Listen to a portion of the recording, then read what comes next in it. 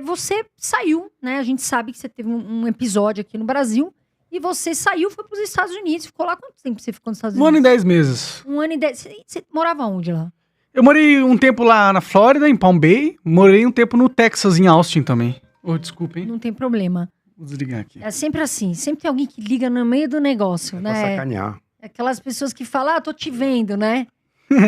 E aí, ô Monark, muita gente te conhece, acho que a maioria das pessoas, até pelo que, né, por tudo que aconteceu. Mas acho que algumas talvez não te conheçam. E eu queria saber, cara, por Se Deus quiser, a maioria. muita gente te conhece, mas... Não, eu espero que... Não, a fama é uma muita gente merda. conhece. Isso, é ruim, é horrível. Muita gente Eu acho bem conhece. ruim isso. E assim, eu queria que você me falasse assim, por que você saiu do Brasil? O que aconteceu pra você ir pra lá? Então, aí a gente tá vivendo um momento delicado da política mundial, né? E o Brasil tá inserido dentro desse contexto e a gente passou nas últimas eleições por grandes movimentações políticas que mudaram e abalaram o sistema brasileiro, né? E eu, como era uma pessoa da mídia e tinha uma certa relevância, e eu falava certas coisas que atrapalhavam os interesses daqueles que estavam fazendo as alterações do sistema brasileiro, ou seja, eu lutava contra essas alterações, eles acabaram ligando o botão de perseguição em cima de mim, justamente para calar essa narrativa que eles consideravam que não ajudava eles nos objetivos deles. Então eu fui perseguido, né? Eu fui cancelado pela mídia, né? A mídia fez meio que um certo complô contra mim para me pintar, para me difamar, né? Destruir minha reputação, para também conseguir justificar que eu fosse retirado do meu podcast. E aí depois, quando eu fiz o meu outro podcast sozinho, né? Sem ter uma empresa, tal, sem precisar de muito patrocinador, aí, como eu ainda continuei existindo, eles ligaram o botão da perseguição estatal com mais força. Eles bloquearam o meu dinheiro, né? Tiraram uma grana minha, eles proibiram por lei, né? O STF me colocou no inquérito e no inquérito eles proibiram eu de falar, né? Sob multa, falar na internet, né? Sobre multa de R$10.000 por dia. Então, aí eu fui perseguido, né? Nesse momento eu falei assim, o Brasil não tem como eu continuar falando porque não tem como brigar com o Estado, e se o Estado tá me perseguindo contra a lei, né? Virou meio que uma ditadura, é uma ditadura, né? E por isso eu vou para os Estados Unidos, porque lá eu vou poder falar. Mas você foi obrigado aí ou não? Você poderia ter ficado no Brasil? Eu poderia ter ficado e provavelmente teria sido perseguido ou preso, né? Eu fui condenado à cadeia por chamar o Flávio Dino de gordo por 1 ano e 2 meses de prisão, né? Então... Complexo, né? Hoje em dia você tem que tomar muito cuidado, né? Com o que a gente fala, porque o pessoal sempre tá de olho, né? Sim, foi por isso que eu saí. A minha esperança era que nos Estados Unidos eu pudesse montar o podcast lá e produzir e fazer as coisas sem ter que me preocupar com a perseguição estatal brasileira. Só que eu percebi que, na verdade, o mundo inteiro é controlado pela mesma máfia, né? De certa forma. E lá nos Estados Unidos eu tava refém também desse assédio dessas instituições políticas, né? Então, eu acabei não conseguindo fazer o projeto lá, lançar o podcast, porque eu não tive muito apoio, né? Tava meio sozinho.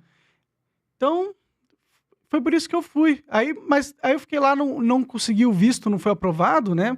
Eu tava tentando o green card lá, não consegui, eles rejeitaram. Aí eu falei, quer saber? Vou voltar no Brasil mesmo, porque lá no Brasil, pelo menos, eu consigo montar o podcast. Mas agora não tem risco de você ser preso, nada, tá tudo bem. Olha, sempre tem risco, né? Porque essa condenação a cadeia que eu tenho por ter chamado o Flávio Dino de gordo tá em primeira instância e eu perdi em primeira instância, né? Sim. Agora tá em segunda instância. Então, se a máfia que controla o Estado quiser me prender por esse motivo, eles podem, né? Eles só têm que justificar essa narrativa na mídia de alguma forma, né? Que é a estratégia padrão. Primeiro eles criam uma narrativa na mídia, eles moldam a percepção do público e aí eles criam uma espécie de punição institucional para você, né? E isso entra num assunto que eu queria até falar. Como é que se avalia, ô Rubão, a situação atual que nós estamos vivendo aqui no Brasil? Né? Até em relação vamos falar assim, em partes, né? Essa parte que o Monark falou de liberdade de expressão, né? Esse cenário. E também do cenário político, né? Como é que vocês veem isso, essa situação atual do Brasil? O Brasil, a gente vive um momento de insegurança jurídica muito grande, que aflorou depois do que as pessoas classificam erroneamente como um grande momento do Brasil, que é a Operação Lava Jato.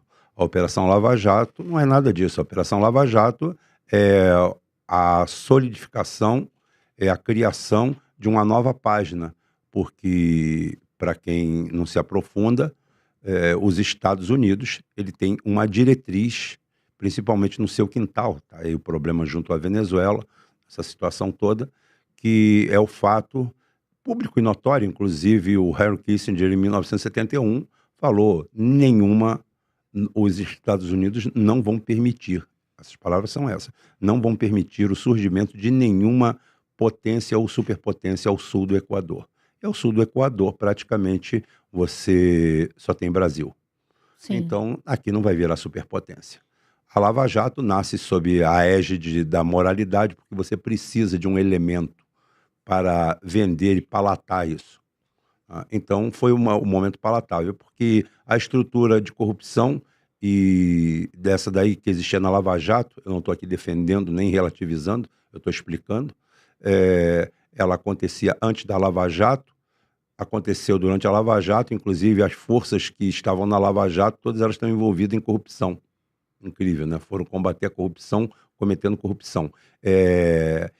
E existe num grau que nunca aconteceu no Brasil. Tanto é que o Brasil abandonou, cortou 3 zeros na corrupção. O Brasil, ninguém mais fala em corrupção de milhões, é tudo bilhões. Bilhões.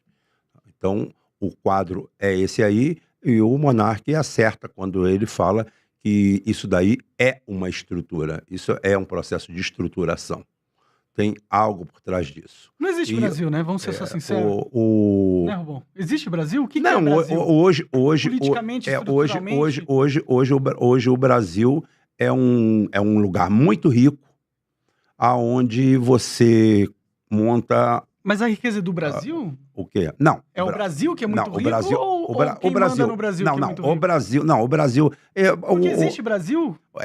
Não, existe. Que é o Brasil? Quais são as instituições que trabalham em prol o grande problema do monarca é que o monarca está muito revoltado. Mas não existe, E eu concordo com